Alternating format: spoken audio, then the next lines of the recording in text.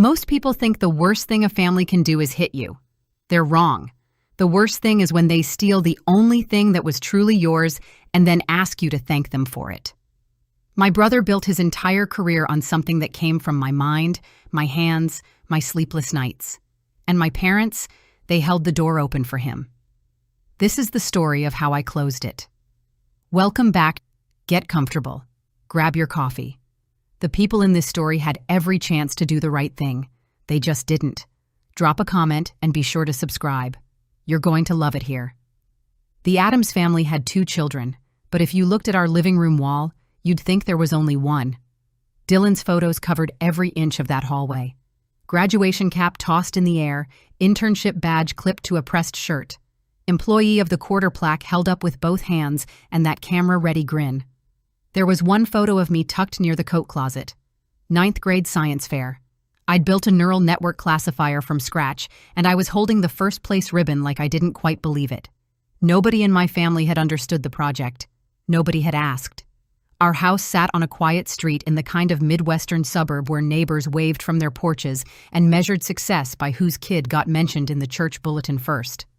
My father, Richard Addams, 54, retired mechanical engineer, ran the household the way he'd run a production floor with budgets, timelines, and final say. My mother, Diane, 52, stayed home, kept the garden immaculate, and loved both her children. She just loved one of them louder. And then there was Dylan, 27. Tall, easy smile, the kind of handshake that made older men nod with approval. Senior developer at Meridian Technologies, a Fortune 500 tech firm 2 states over, engaged to a woman named Brooke, who looked like she'd stepped out of a lifestyle catalog. My parents called him our star. And me, Angela Addams, 22, senior year at a mid-tier state university. My parents chose because it was good enough. GPA 3.95, researching machine learning algorithms under a professor who actually knew my name.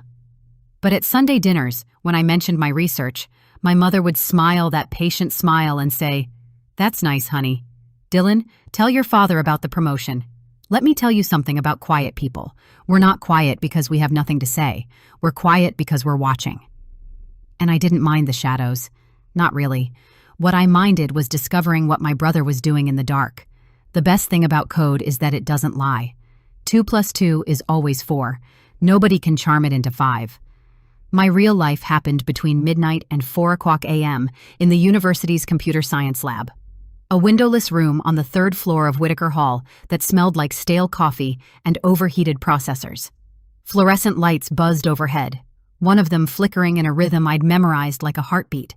I'd sit at the same terminal, headphones on, and disappear into the architecture of an algorithm the way some people disappear into prayer. That semester, I was building something I was genuinely proud of, an adaptive optimization algorithm for large-scale data processing, and it could learn from its own errors and recalibrate in real time. I'd been developing it for almost 2 years, version after version, each one sharper than the last. Every iteration lived in my private repository, time-stamped, annotated, mine. My advisor, Dr. Ella Marsh, was 58, silver-haired, and allergic to small talk. The first time she reviewed my code, she pulled her reading glasses down and looked at me over the frames. "This is graduate-level work, Addams. Why are you here? My parents said this school was good enough." She didn't say anything for a long moment. Then she handed me a brochure. Thick paper embossed crest, a university in Washington, D.C. that I'd only ever seen in rankings. I scrolled past because dreaming about it felt wasteful.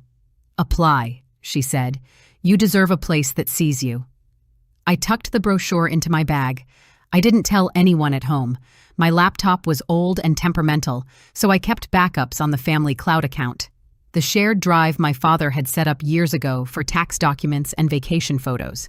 I didn't know it then, but the backup on that family cloud was about to cost me everything, and then give me everything back. Dylan had a talent, not for coding, for arriving. Sunday dinners were sacred in the Addams household. Diane set the table with her grandmother's china, lit the same vanilla candle, roasted the same rosemary potatoes every week without fail. Dylan showed up 40 minutes late that particular Sunday. Nobody said a word. When I arrived 5 minutes early and started chopping onions, my mother patted my shoulder absently. She in the way you'd pet a dog for not chewing the furniture. Traffic was insane. Dylan said, dropping into his chair like the restaurant had been holding his reservation. He smelled like expensive cologne, the kind you buy when someone else is paying your rent, which until recently my parents had been. Over pot roast, he launched into a story about a project at Meridian, something about predictive analytics, pattern recognition, optimizing data pipelines.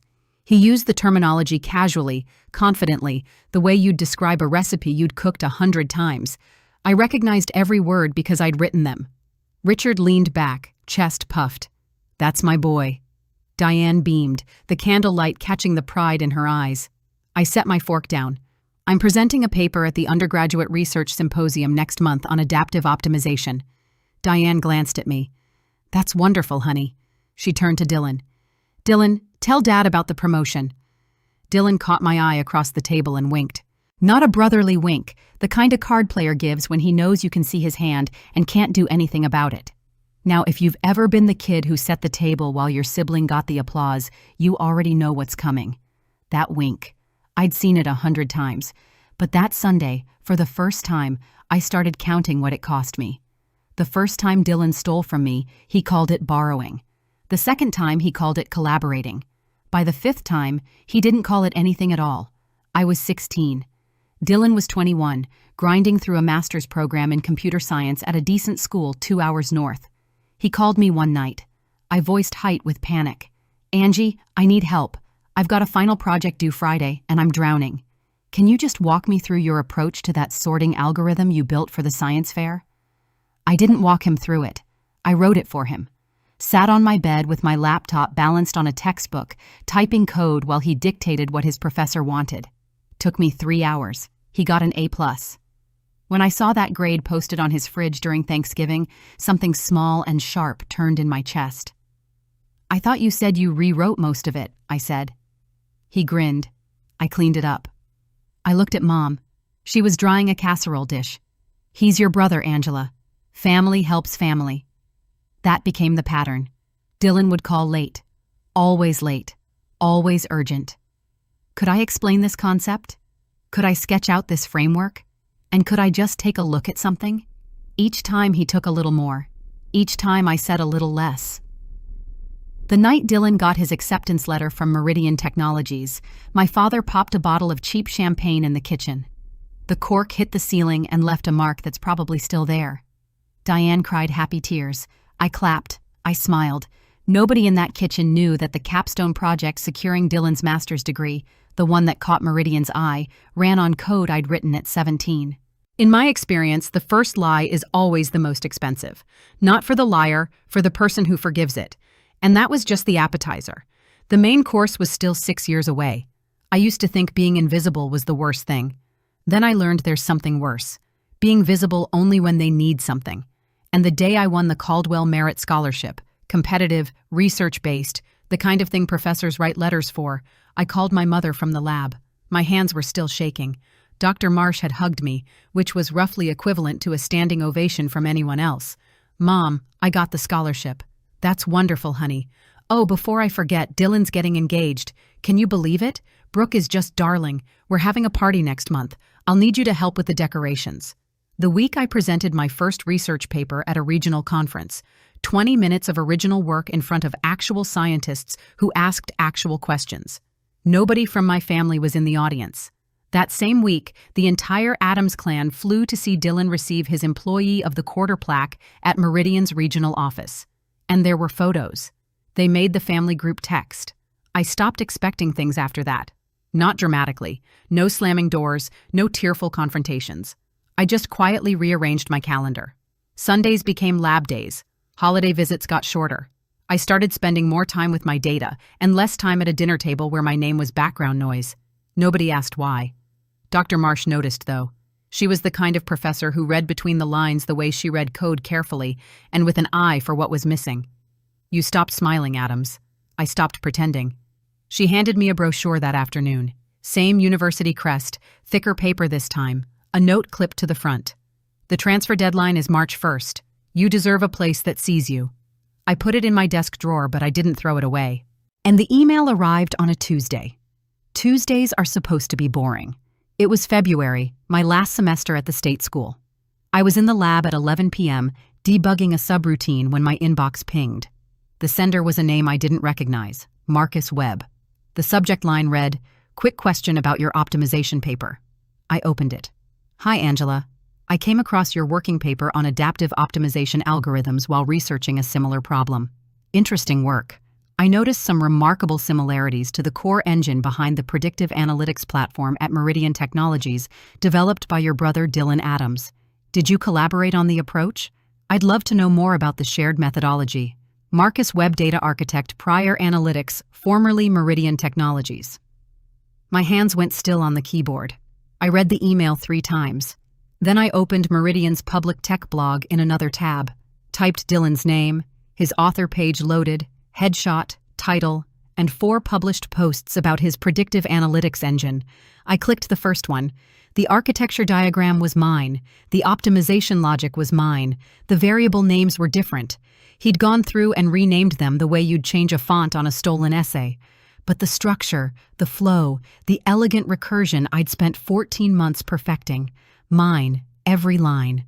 I opened the family cloud drive, navigated to my project folder, clicked Access History. 47 entries. 47 times Dylan had opened my files over the past 3 years.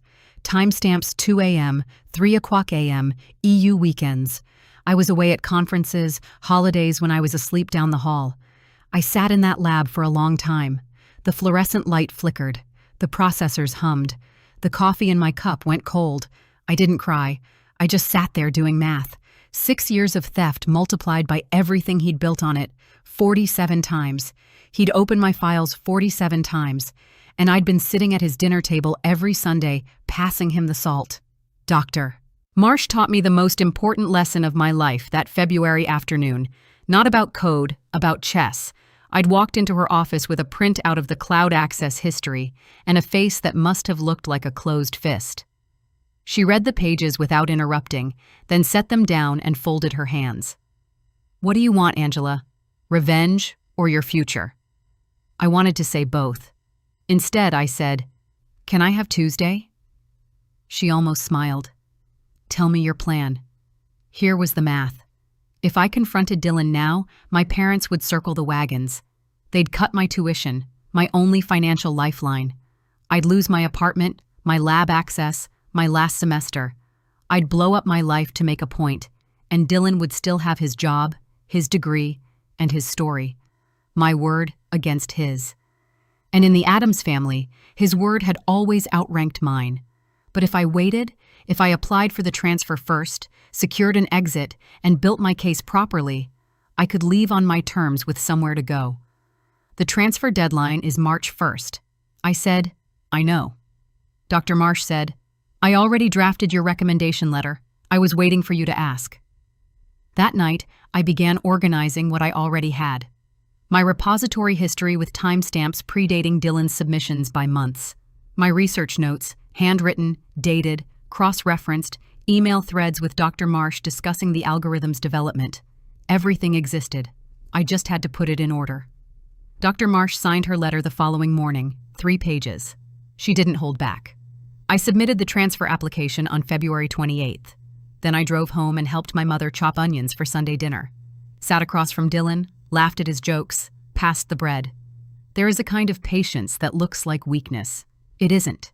It's the patience of someone who knows exactly when the bridge will hold their weight. 3 months of pretending is harder than you'd think. Not the lying, the smiling. March through May was a master class in self-control. I attended every Sunday dinner. I nodded when Dylan talked about his projects. I said, "That's great," in all the right places. I ate my mother's pot roast and complimented the seasoning and excused myself early to study. Meanwhile, Dylan was getting bolder. April. He casually mentioned a performance bonus, something about the analytics engine exceeding projections. He bought Brooke a ring, not modest. My father whistled when he saw the photos. "Meridian's treating you right, son." Dylan shrugged the way people shrug when they want you to notice their new watch. May he announced that his team was presenting the predictive analytics engine to Meridian's executive board. If they greenlight national scaling. I'm looking at VP of engineering within 2 years. Richard raised his glass. Diane teared up. One night in late May, my phone buzzed at 11:45. "Dylan, Angie, quick question." The recursive optimization layer, does it collapse if you push the dataset past 10 million entries, or does it self-correct? He was asking me to explain code he claimed he'd written. It self-erects. I said there's a dampening function in the third loop. It redistributes the load. Right. I knew that. Just confirming. I hung up and added the call to my timeline. Date, duration, content. Not a recording, just a note. One more line in a document that was getting longer by the week. June 1st, 6:02 in the morning. My phone screen lit up the dark room, and the email had a crest I'd memorized from a brochure I'd kept in my desk for 8 months. Dear Ms. Adams, congratulations on your acceptance. I read it 3 times. Then I set the phone face down on my nightstand, stared at the ceiling, and let the sunrise turn the room gold. I had my ticket out. All I needed now was the right moment to use it. I didn't know it yet, but Dylan was about to hand me that moment on a silver platter. If you've made it this far, you can probably feel what's coming. Before things get real, do me a favor. Hit that subscribe button and drop a like. I promise you, you do not want to miss what happens at that dinner table. Let's keep going. Dylan had the kind of voice that made everything sound like a reasonable request, even theft. It was mid-June. I'd confirmed my enrollment at the university in D.C. 2 days earlier, quietly from a coffee shop with no witnesses and no champagne, the transfer was locked. My future was sealed. All that remained was the leaving. Then Dylan called, sugar in his tone, the way it always was when he needed something. Hey, Angie, got a favor to ask. The board presentation is in 3 weeks, and there's a section of the analytics engine I want to refine. The recursive layer. Remember we talked about it? We'd built it together in a garage, like it was ours. Which section? I asked, keeping my voice flat. He described it. Every technical detail he listed was something I'd coded between midnight and dawn in a lab he'd never set foot in. He rattled it off with the easy confidence of a man reading from a script someone else wrote. Sure, Dylan, I can take a look. You're the best, Angie. Seriously, I owe you one. Ladies, you know that feeling when someone takes credit for your recipe at the potluck and everyone compliments them. Multiply that by 6 years and a Fortune 500 salary. Family helps family, I said. He laughed. He actually laughed. After I hung up, I sat very still for about 30 seconds. Then I opened the timeline document on my laptop and typed June 14th. Dylan requested help understanding recursive optimization layer of the analytics engine he claims to have built. Duration 22 minutes. He could not explain the dampening function without guidance. In my experience, the person who says we're a team usually means you do the work and I take the bow. I helped him, smiled through it, and added one more line to the document that was going to end him. And when my mother said important dinner, she meant one thing. Someone was about to be put in their place, and it was never Dylan. The call came on a Monday. Diane's voice had that particular brightness she used when she'd already decided something and wanted it to sound like a suggestion. Friday dinner at the house. Angela, your father has something he'd like to discuss. Dylan and Brooke will be there. What's it about, Mom? Just come, sweetheart. We'll talk over dinner. I texted Dylan. What's Friday about? His reply came fast. Just come. It'll be fine. The same tone he used right before he asked for something. The same casual certainty of a man who'd never been told no by the 2 people sitting at the head of that table. I knew. I couldn't prove it yet, but I felt it the way you feel a storm before the sky changes. Something in the pressure, something in the silence between words. They were going to make me apologize. That night, I sat on my apartment floor surrounded by textbooks and packing tape. The transfer was confirmed. Classes in D.C. started in August. The lease on my apartment ended July 31st. Everything fit. I opened my laptop and finalized the email I'd been drafting for 3 weeks. 2 recipients, Meridian Technologies, Office of Corporate Compliance, and the Committee on Academic Integrity at Dylan's alma mater attached the full timeline. The code comparison, the access logs, Dr. Marsh's letter, everything organized, annotated, professional. All I had to do was press send. Not yet. I wanted to give them Friday one last chance to see me, to hear me, choose correctly. I started packing my room that night, box, quiet as a church mouse. 11 boxes by Wednesday. Nobody came upstairs to check. Friday was 2 days away. I packed my life into 11 boxes and wondered if anyone would notice they were there. That last Sunday before Friday, I washed the dishes slower than usual. I was memorizing things.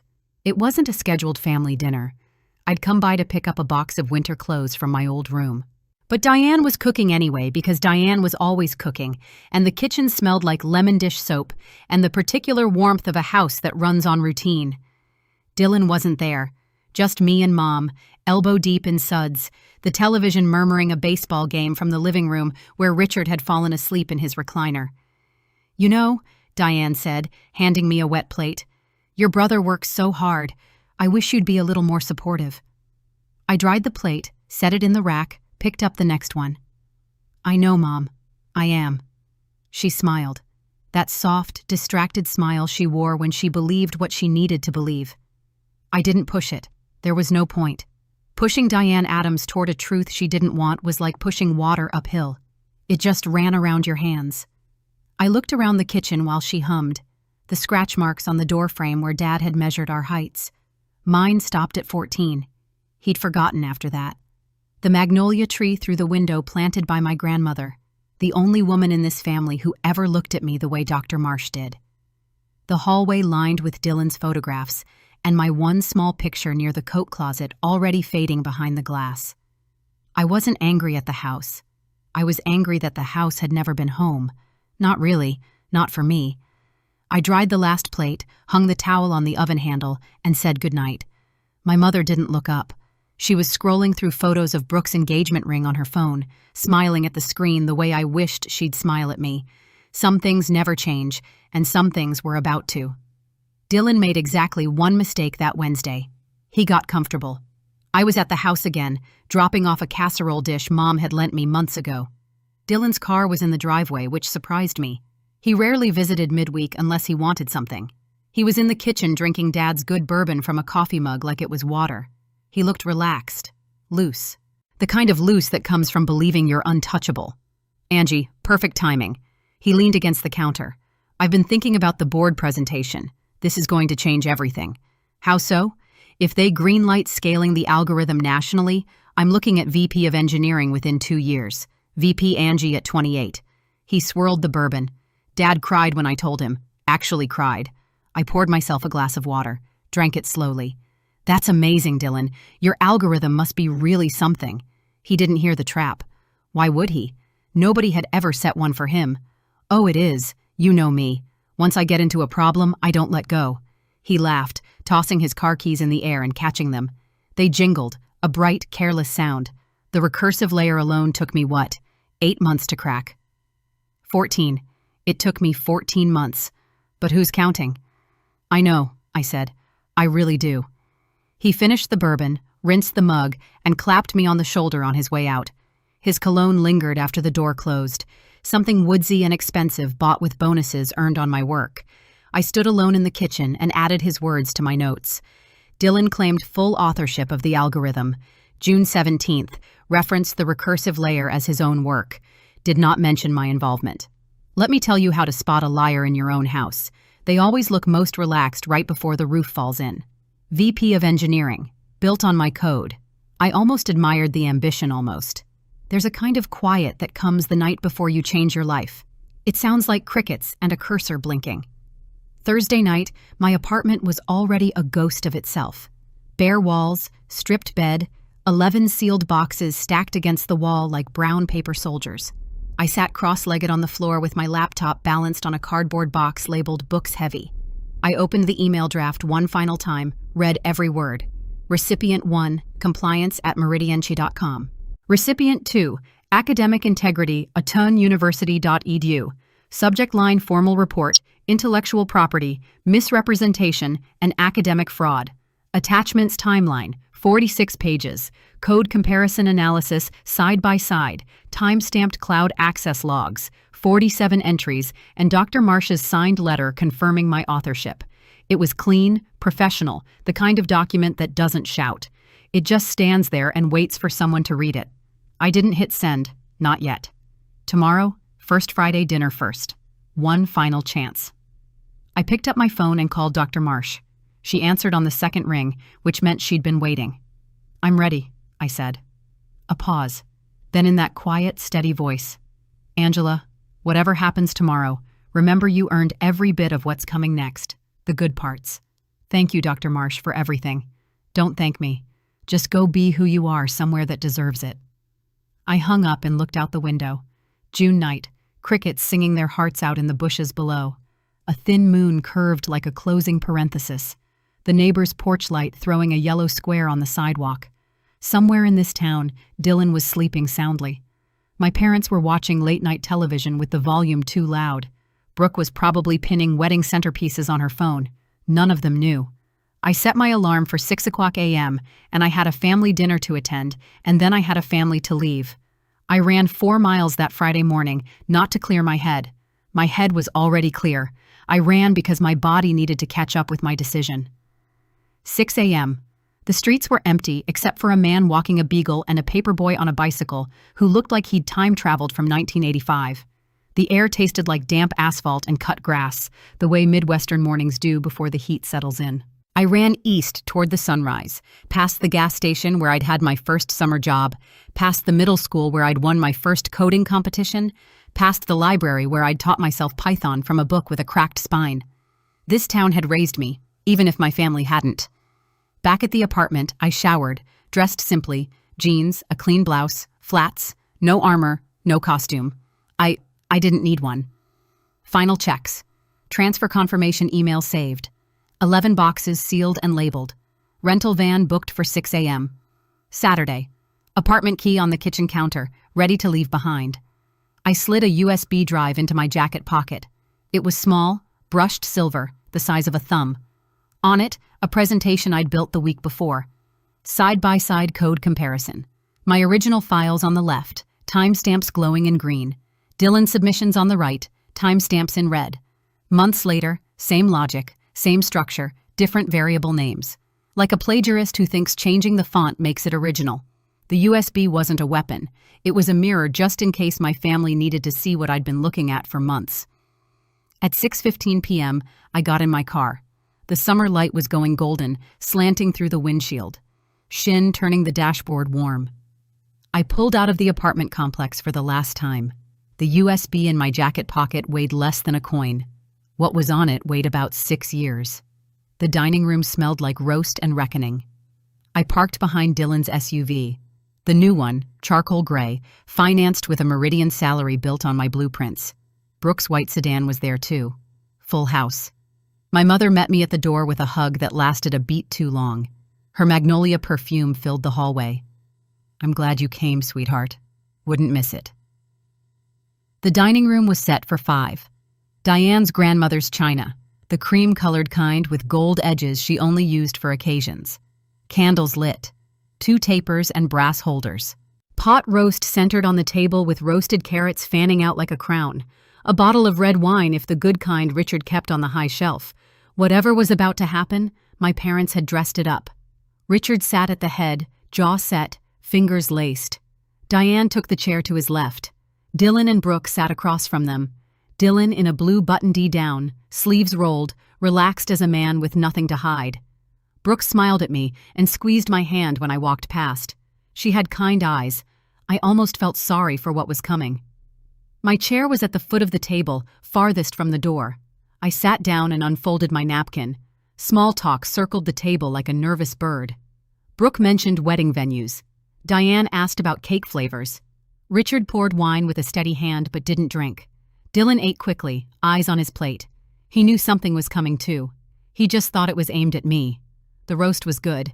Thyme and onion into caramelized edges. The kind of cooking my mother did when she wanted the meal to say what she couldn't. If you've made it this far, I think you understand why I did what I did next. My father cleared his throat. And just like that, the evening stopped pretending. My father used the word address the way some people use a gavel. "Angela, your mother and I need to address something." He straightened in his chair. Richard Adams at the head of the table, hands flat on either side of his plate, shoulders squared. This wasn't a conversation. It was a sentencing. Your brother has expressed concern that you've been distant, cold, unsupportive of his accomplishments. I looked at Dylan. He had the decency to look down for about 2 seconds. Then he raised his chin and arranged his face into something wounded and earnest. "I just want my sister back. he said, voice catching, eyes glistening. A performance so polished it should have come with an intermission. I miss her. Diane reached across the table and squeezed his hand. He's been so upset, Angela Richard continued. Your brother has done nothing but make this family proud. He's worked hard, built a career, found a wonderful partner. Glance at Brooke, back to me, and you sit there with that attitude. Diane leaned in, voice soft, the guilt-trip whisper she'd perfected over decades. Honey, we're not asking much. Just apologize. Clear the air so we can all move forward as a family. Apologize for what exactly? I asked. Richard didn't blink for your behavior, for the jealousy, for making your brother feel unwelcome in his own family. And until you do, he added, reaching for his wine. Your mother and I have decided to pause our contribution to your education for your own good. The silence that followed was the loudest thing I'd ever heard. Brooke stared at her plate. Diane nodded, eyes red, loyal to the script. Dylan pressed his lips together, not remorse, anticipation. I set my knife and fork down, parallel, the way Diane had taught me. Looked at each of them, took a breath. They wanted one word from me, an apology. They got one word, just not the one they expected.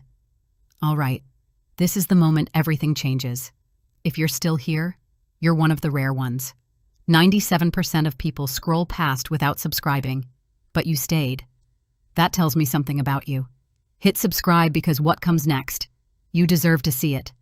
One word, 4 letters, and the whole table shifted. 5 seconds of silence. I could hear the candle flames whispering in their holders. Diane's bracelet clinked against the table. Somewhere outside, a car door slammed. Fine.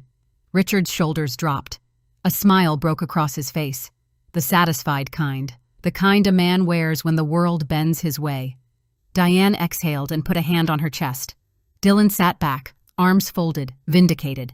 They thought I was surrendering. I pushed my chair back and stood up. Fine, I said again. You can keep the tuition. I don't need it anymore. The smile on Richard's face didn't disappear. It just froze, like a clock that stops between ticks. Diane blinked. What do you mean? You don't need it. I've been accepted to transfer to a university in Washington, D.C. Full academic merit consideration. I confirmed my enrollment 2 days ago. Nobody moved. The candles kept burning. You what? Richard's voice had lost its gavel.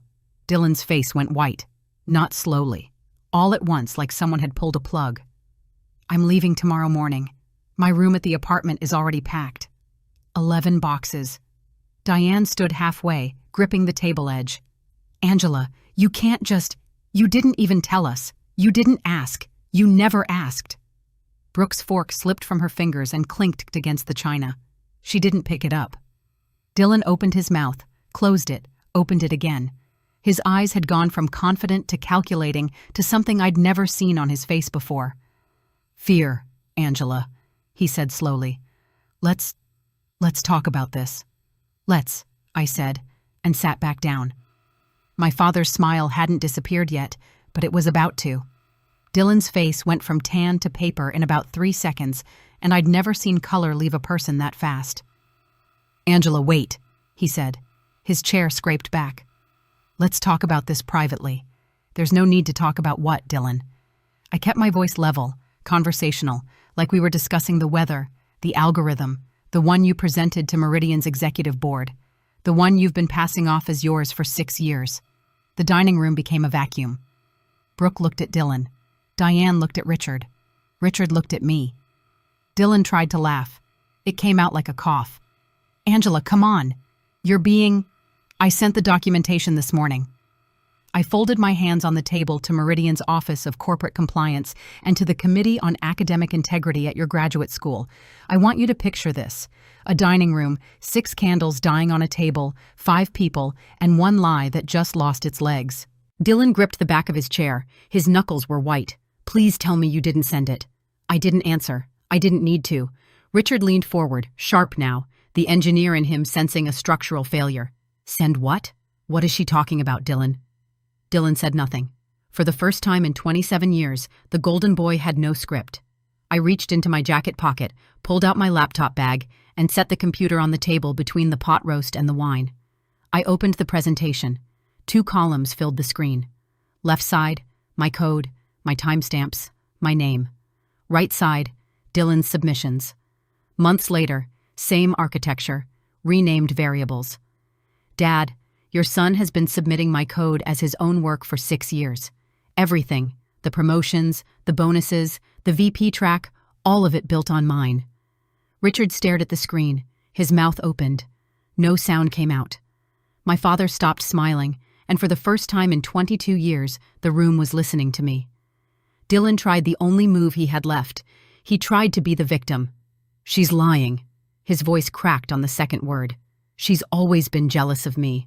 This is some kind of revenge fantasy. She probably faked those timestamps. I didn't argue. I turned the laptop so the screen faced Dylan directly. Explain the recursive optimization layer, Dylan, right now. Walk us through it. Silence. You told Dad it took you 8 months to develop. Explain how it works. His jaw worked. Nothing came out. Brooke's chair moved first. A slow push back from the table. Not dramatic, just a woman making distance between herself and a stranger. Dylan. Her voice was very small. Is this true? He looked at her, at his father, at his mother. Found no rescue in any of their faces.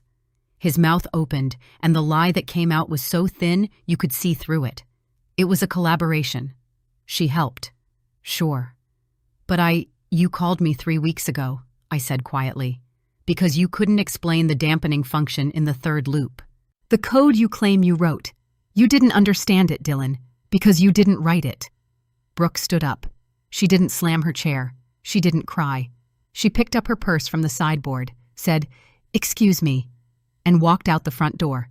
The latch clicked shut behind her. Soft. Final. Diane buried her face in her hands. The sound she made wasn't crying exactly. It was the sound of a story collapsing. "Angela," she whispered through her fingers, "why didn't you tell me? I told you 100 times. Mom, every time you said family helps family." Richard hadn't moved. He sat at the head of his table staring at a screen full of proof that his star was made of borrowed light. I closed the laptop, put on my jacket, picked up my bag. I'm leaving in the morning. I won't be back for a while.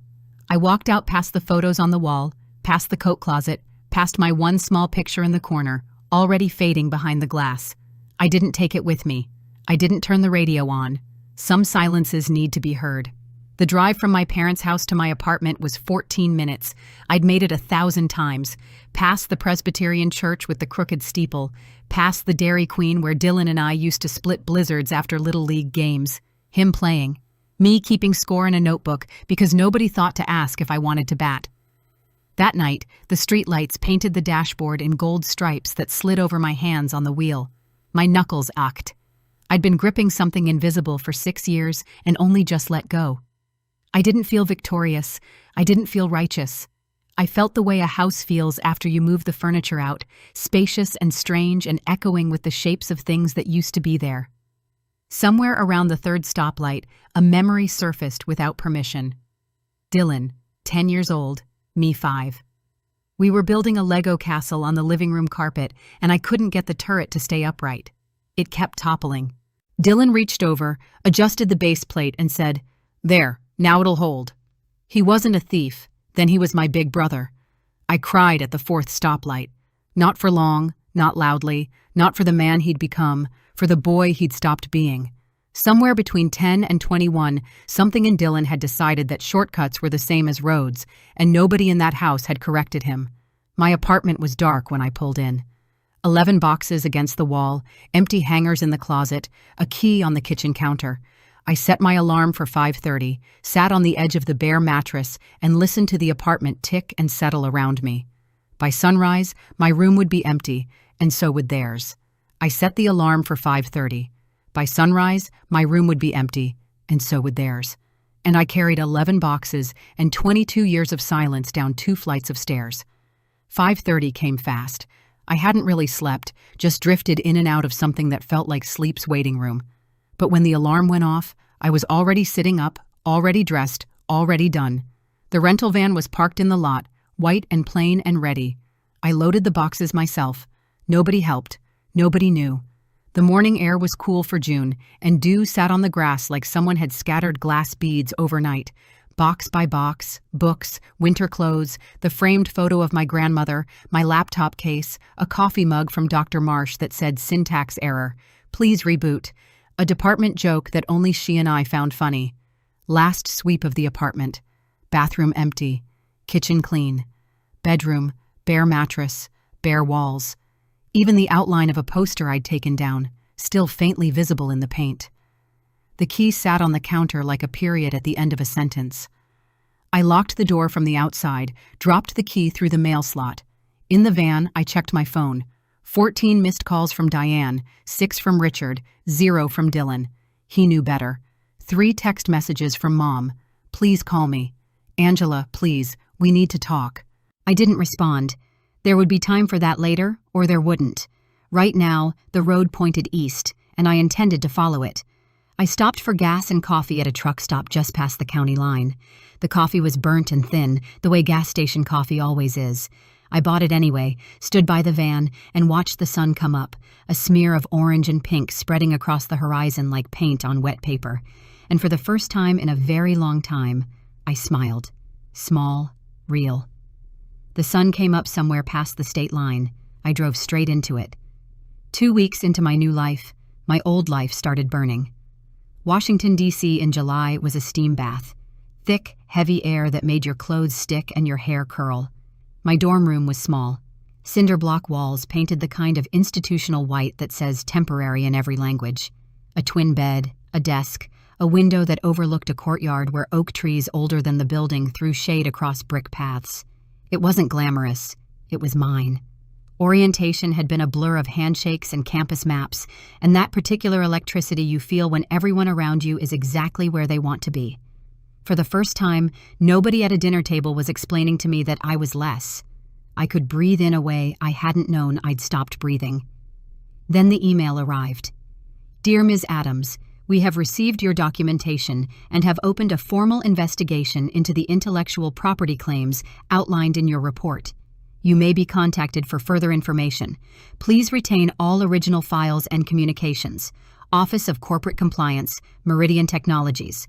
I read it on a bench under the oaks. Noon. The chapel bell was ringing 12 slow notes across the quad. Students walked past carrying iced coffees and arguing about Kirkard. That evening, a text from Marcus Webb. Thought you should know.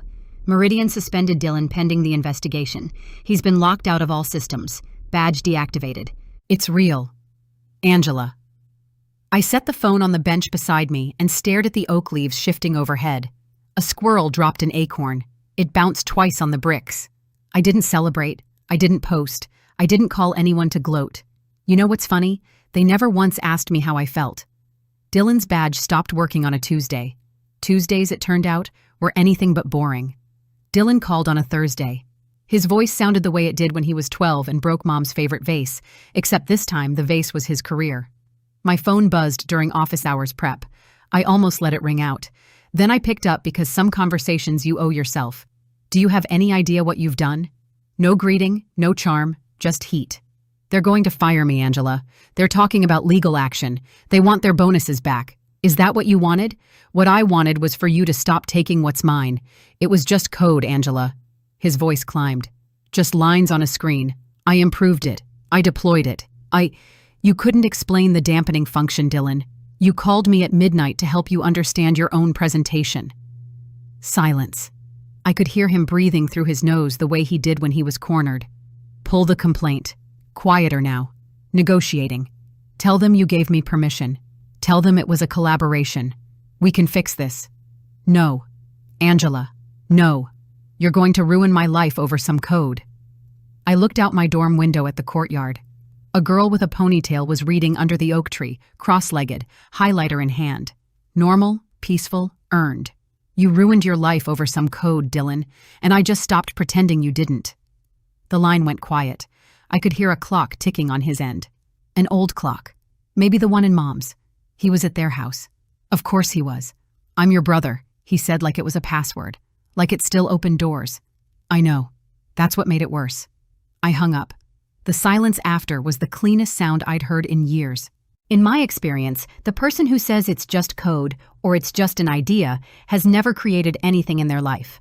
My mother called me 3 times before I picked up. 3 times is Diane Adams, for I have no one else to turn to. Your father isn't eating. Her voice was raw, stripped of its usual brightness. Dylan might face a civil lawsuit. Brooke called off the engagement. How did we get here, Angela? I was sitting at my dorm desk. A statistics textbook opened to chapter 4. My roommate was at the library. The late July sun slanted through the window and made a warm rectangle on the floor. Mom, you got here because for 6 years, every time I told you Dylan was using my work, you told me to be a good sister. I didn't know it was this much. You didn't want to know. She was quiet for a while. I could hear the house in the background, the refrigerator hum, the tick of the hallway clock, the sounds of my childhood playing on without me. Then she got to the reason she'd really called. Angela, is there any way to withdraw the complaint for the family? Your father co-signed Dylan's mortgage. If Dylan loses his income, your father is liable for $35,000 on his retirement. I closed my eyes. Let the math land. Richard Adams, 54, fixed income, co-signing a mortgage for a son whose salary was built on stolen blueprints. The house of cards went all the way down. Mom, I love you, but I won't set myself on fire to keep Dylan warm. Not anymore. Angela, tell Dad I'm sorry about the mortgage, truly, but Dylan signed that loan on a salary he didn't earn. That's between him, Dad, and Meridian. She made a sound, something between a sigh and a swallow. You used to be such a sweet girl, she whispered. I still am, Mom. I'm just not a quiet one anymore. She hung up without saying goodbye. I understood. Some goodbyes take longer than a phone call. The email from the academic committee arrived while I was studying for my first midterm at my new school. Timing, it turned out, had a sense of humor. September and the campus had gone gold and russet overnight, as if someone had adjusted the color settings on the whole city. I was in the library 3rd floor, the quiet section near the east windows, where the light was good and the chairs were broken in just right. My phone buzzed. I glanced down. The center was the Office of Academic Integrity at Dylan's graduate school.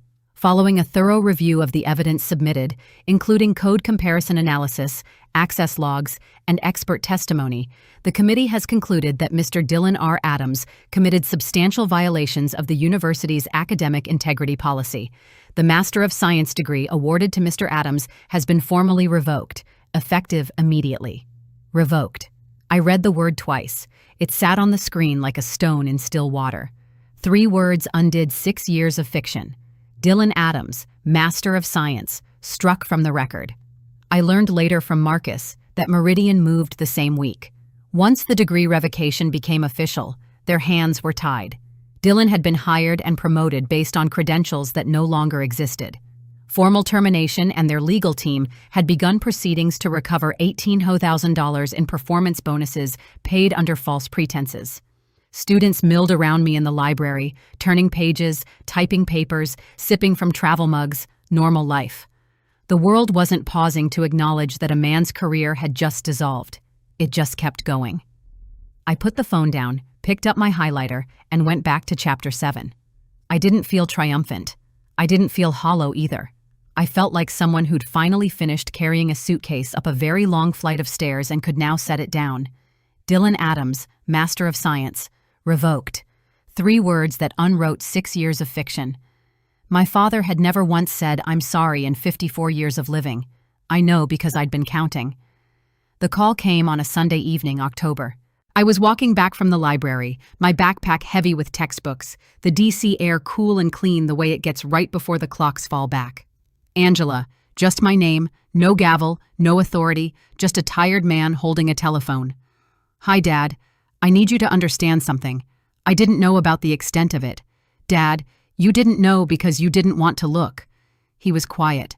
I heard him breathe in a deep, slow draw. If the kind of breath a man takes when the foundation he built his life on just shifted, not cracked, shifted, which is worse because you can patch a crack. But a shifted foundation means the whole thing was never level to begin with. I raised that boy to be, I thought he was. He stopped. The word successful hung unspoken in the air. It's funeral too fresh for eulogy. You raised him to believe he could take anything he wanted, I said. And you raised me to believe I should let him. Another silence long enough for a street lamp to click on above me, throwing orange light across the sidewalk. "I'm sorry, Angela." 2 words from a man who'd built walls his whole life and just watched the last one fall. "Thank you, Dad. I meant it. But sorry doesn't give me back 6 years. And it doesn't give Dylan back his integrity. And that was his to keep. And he chose not to." I softened because anger wasn't the point anymore. "Take care of yourself, Dad, and take care of Mom." I hung up. The autumn wind carried the last of the conversation down the empty street. I didn't forgive him that day, but I didn't hate him either. I just let the line go quiet and moved on. People think apologies fix things. They don't. They're just the sound a door makes when it finally unsticks. I didn't expect to hear from Brooke. Then again, I didn't expect a lot of things that summer. The text came in November, a month after Richard's call. Short, direct, no emojis. Brooke style. "Angela, I know we were never close, but I wanted you to know I left Dylan. Not because of what you did, because of what he did. I've been replaying every conversation, every time he talked about his work, every time he brushed off questions I asked about the technical details, he'd get this look, annoyed, like I was too dumb to understand. Turns out I was asking the right questions. He just didn't have the answers." I sat on my bed in the dorm, the phone screen glowing in the dark. My roommate's breathing was even on the other side of the room. Outside the window, a tree branch tapped the glass like it was asking to come in. I typed back, "I'm sorry you got caught in this, Brooke. You deserved better." A pause, then so did you. 3 words from a woman I'd shared exactly 4 Thanksgiving dinners and a dozen uncomfortable small talks with. 3 words that landed harder than my mother's tears or my father's apology. I put the phone down and stared at the ceiling. Dylan hadn't just stolen my code. He'd stolen Brooke's trust, my parents' pride, his own future. He'd taken every good thing in reach and hollowed it out from the inside, the way termites do. You don't see the damage until someone leans on the wall and it gives.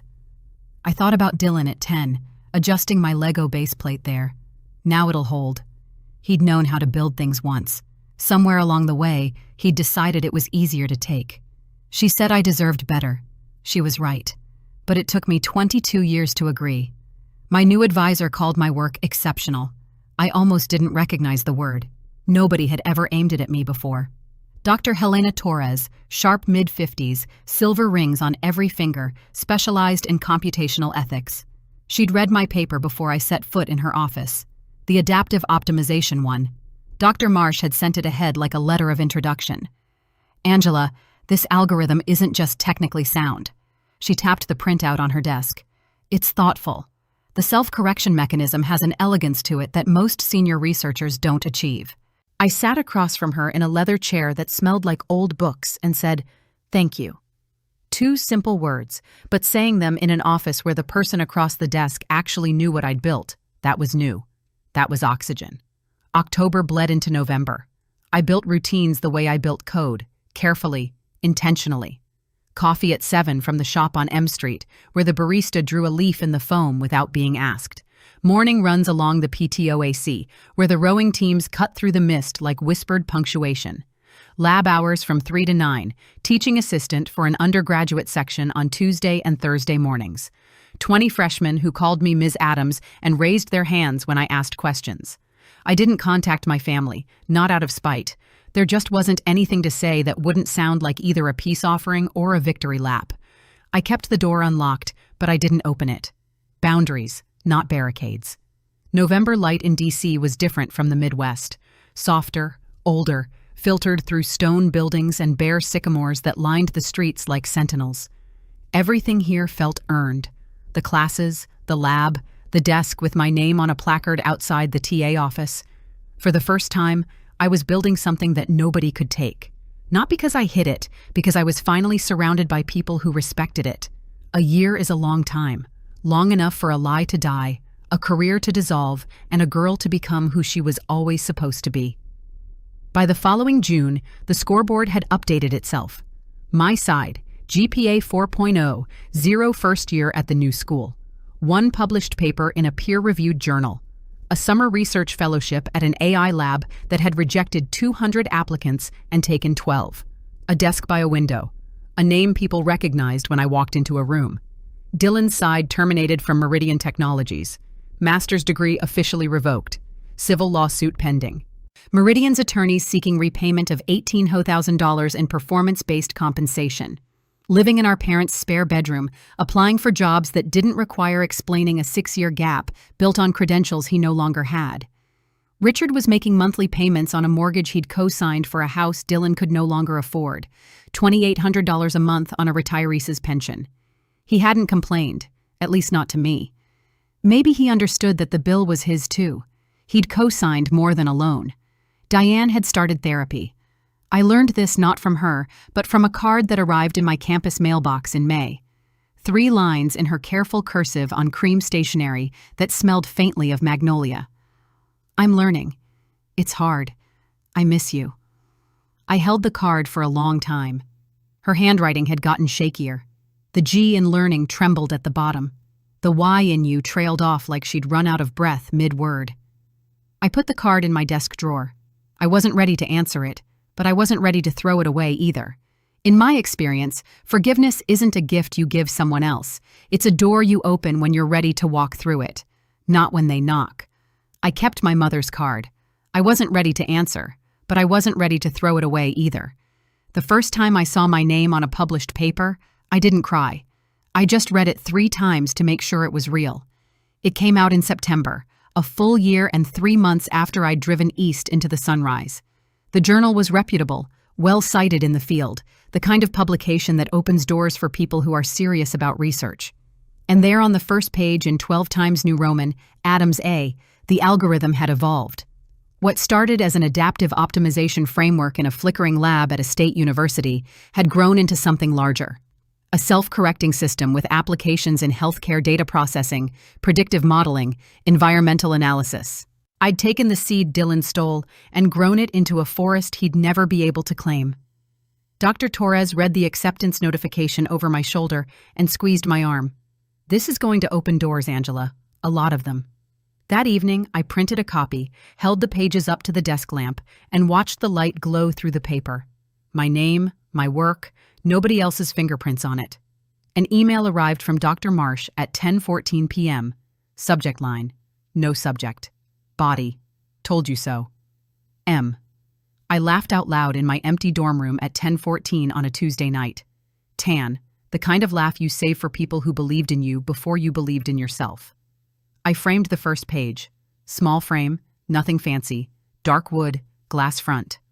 I set it on my desk next to the only photograph I'd brought from home, my grandmother standing in the garden next to the magnolia tree, squinting into the sun, smiling like she knew something nobody else did. 2 women who saw me, one by blood, one by choice. Adams, my name, my work. Finally, just mine. If you're sitting there thinking I would have done the same thing, good. That means you know your worth. People ask me if I miss my family. The honest answer is, I miss the family I wished I had. My life in D.C. settled into something I hadn't known I'd been chasing. Ordinary goodness, the kind that doesn't make headlines but makes you sleep well at night. Mornings, coffee, and a run along the river. The PTOIC flat and gray in winter, silver-green in spring. Afternoons, lab work, teaching, the steady accumulation of knowledge that comes from being in a place that feeds you instead of draining you. Evenings, jazz drifting up from the bar across the street, a cup of green tea on my desk, code flowing under my fingers like conversation. I answered Diane's card eventually, 3 lines on a plain postcard. I'm okay, Mom. I hope you are too. Take your time. No promises. No door slammed shut, just a window cracked open, letting in air without letting in rain. Richard sent a check in December. I sent it back with a note. I don't need it, Dad. Put it toward the mortgage. It wasn't a dig. It was the truth. And for the first time, the truth between us didn't have edges. I didn't call Dylan. He didn't call me. There was nothing theatrical about the silence. No grudge, no vendetta. Just 2 people who no longer had anything to say. Maybe one day that would change. Maybe it wouldn't. I'd stopped writing that story for him.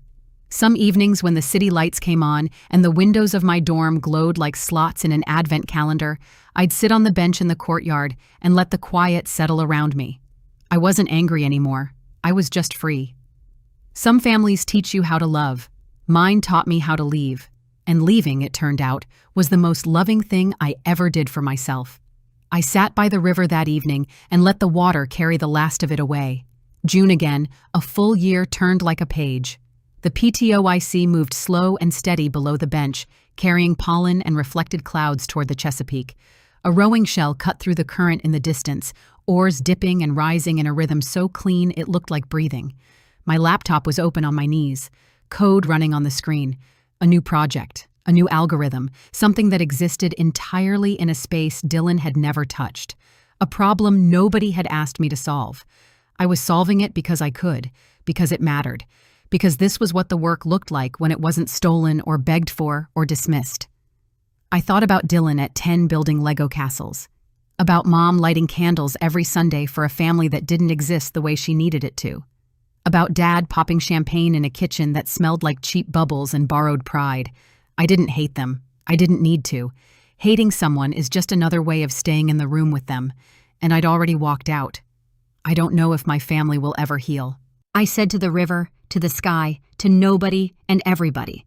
I don't know if Dylan will ever take responsibility. I don't know if my mother will ever stop choosing the easy lie over the hard truth. I closed the laptop. The screen went dark. But I know this. I am not responsible for their choices, only for mine. The sun was setting purple and orange, painting the PTOIC in colors that looked like a fresh start, and I chose myself. Finally, I stood up, slung my bag over my shoulder, and walked toward campus. The evening air was warm. The path was lit. My steps were light. I didn't destroy him. I just stopped building the floor he was standing on. Thank you for sitting with me through this one. If this story stirred something in you, leave a comment. I read every single one. And come back tomorrow. I'll have the coffee ready and another story waiting. You belong here.